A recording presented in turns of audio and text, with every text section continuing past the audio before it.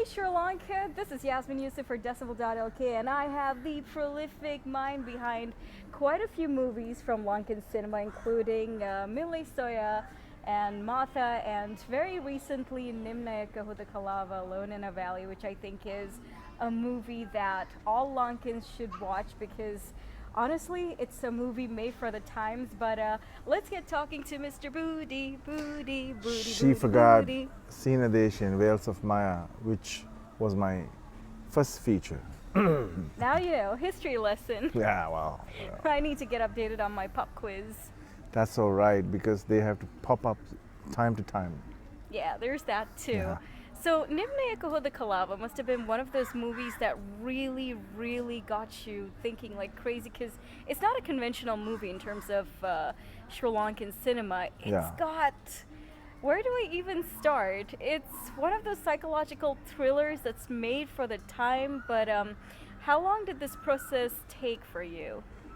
We we started in 2008 because a friend of mine, Chintana Dharmadasa, came to me and said like, Boodee, it's about time you start your next project. It's been 10 years since Mille Soya, Buongiorno Italia. And I said, there's no money. They're like, no, we'll come and work with you.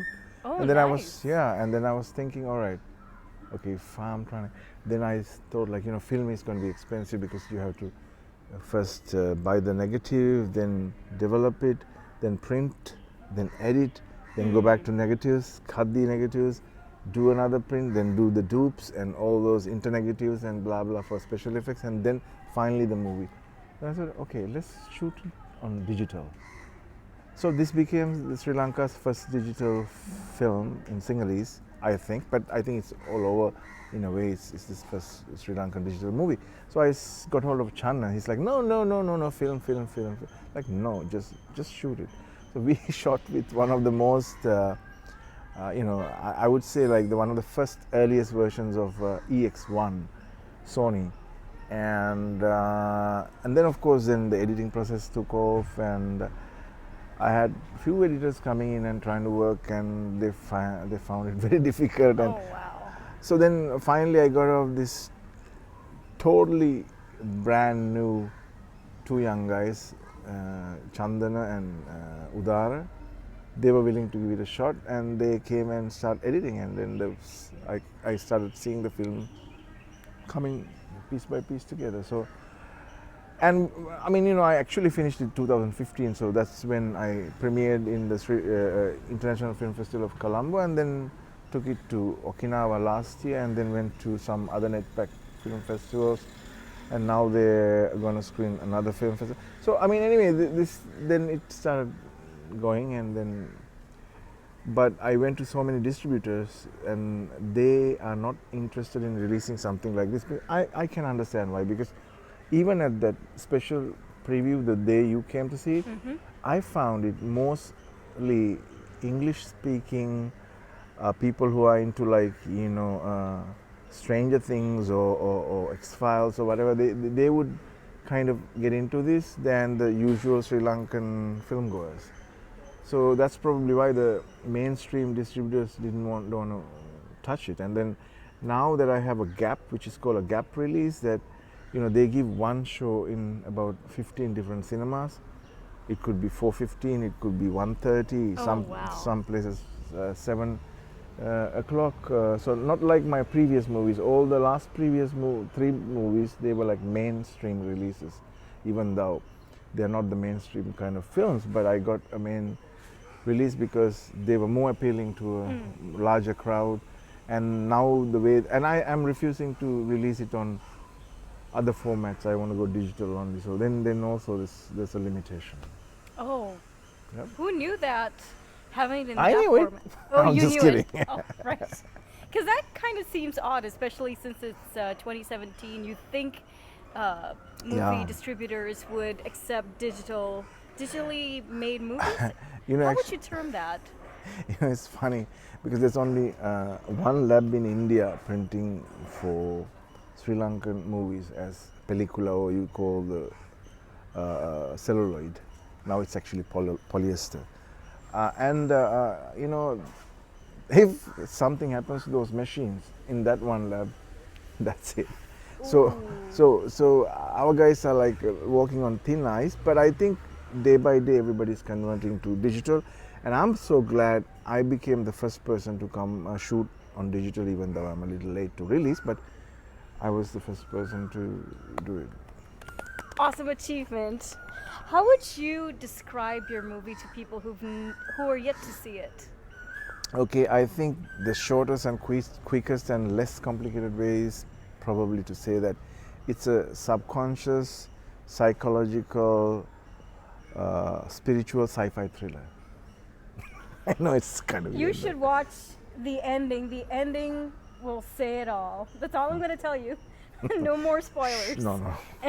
But she didn't give you any spoilers, though. Well, I think the biggest thing was, well, you know what? No more. I wanted to ask you, you use milk and flavored milk quite a bit in that movie. Yeah. Is there a reason why you do that? Yeah, I mean, you know, see, the thing is, each of my film is totally different to the other. If you take Wales of Maya Sihinadeshin, it's completely different to my second movie, Buongiorno Italia Milleso, and then the war movie, Mata is, and this comes totally different. So those times of my life when I go through, because people sort of take certain things and leave out certain things. Sometimes they carry certain things till they die. So, I mean, I also have certain things I would take, you know, to the end of the days. But in this movie, I started, you know, milk has, in my first short film, milk has sort of given me something to do with life. So I thought, I mean, it's a very, very, very simple metaphor or a symbolic thing. Though I think it carries a lot of weight in a way, because when I did my first short film, Reading, which was during the uprising of the university incidents in 80s, and you know, the people exchanging fire and people being, and JVP problems and all those things.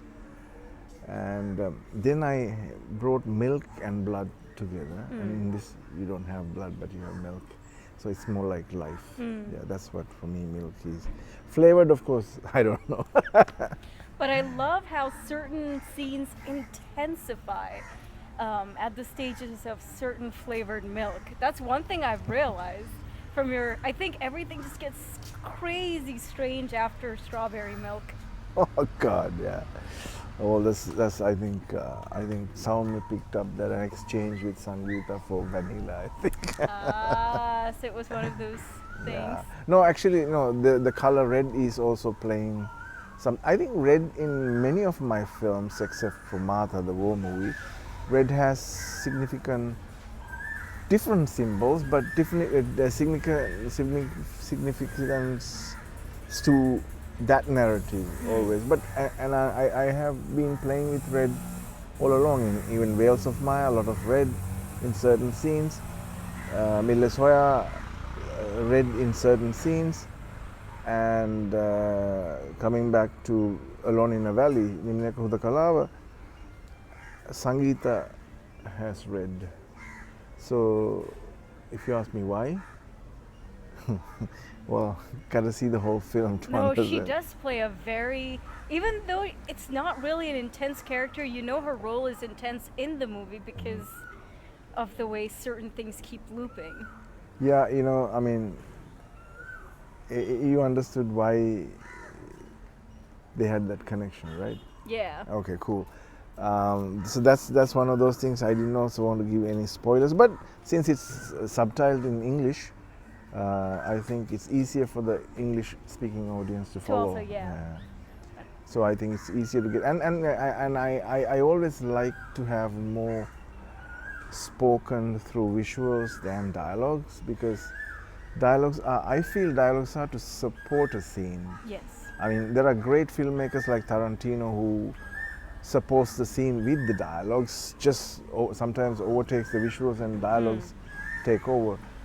But then again, you have people like Tarkovsky, who's mostly like visuals, or even Peter Greenaway, or even Derek Jarman, sometimes even Wong Kar-wai. I mean, you know, there are some people, even sometimes Vimukti does that too. So I think, yeah, the visuals play a really huge this thing. And I love how detailed almost most frames are. Like there is more to what you would normally see. And it's one of those movies that you need to watch at least twice or thrice to figure out the fullness of it. You know what? I mean, people say artists should know exactly what they're doing. Well, I kind of, and I kind of don't, because that's the beauty of it. Every time I watch this movie, to me, sometimes it interprets, every single time there's a slight different interpretation. Huh. Yeah. And I'm not ashamed to say that. That's nothing to do with like, oh, well, you should know exactly what to do. No, I know what I'm doing, but the beauty of the art is let it give its own interpretation. And as the creator of that, I'm also getting different interpretations, so I like that, because otherwise I would get bored. Fair enough. So this movie, was it influenced by a particular event in your life, or was it influenced by maybe some of your favorite directors? Okay, my movies are always, most of the time my work is influenced with music, and especially David Bowie, and you know that. But when I get back to the idea of where the seed comes from, seed is when Chintana came and asked, say, let's do a movie, I said, okay, only if you are willing to do something, I'll explain to you this. But this is exactly how I explained. I said, a guy is seated in a silhouette light. You can't see his face. Somebody goes and sits next to him, and then he raises his head, and then you see his eyes and shape of the face, and he goes, and then the other guy goes like that, and he was like, did he really do that? Or is it in my mind? Or was it just what I'm thinking, what I'm seeing? So it's not too sure, because I think that's the key point where we started, and that's why I have that scene where Saumya and Vimukti is talking about a physical, unexplained thing. There was something like this and came up to me, and then Saumya is talking about a metaphysical, or I wouldn't say a spiritual, but something not a physical thing, but it's also unexplained. So sometimes there are things that we can't understand. They could be physical or beyond physicality. So this is why this movie, I thought, is it's like it's all in our mind, really. I mean, sometimes you could think if it is like the 13th floor, or you know, a dark city or whatever, like, you know, that kind of movies. But mainly it has to do with, is it real or is it not real?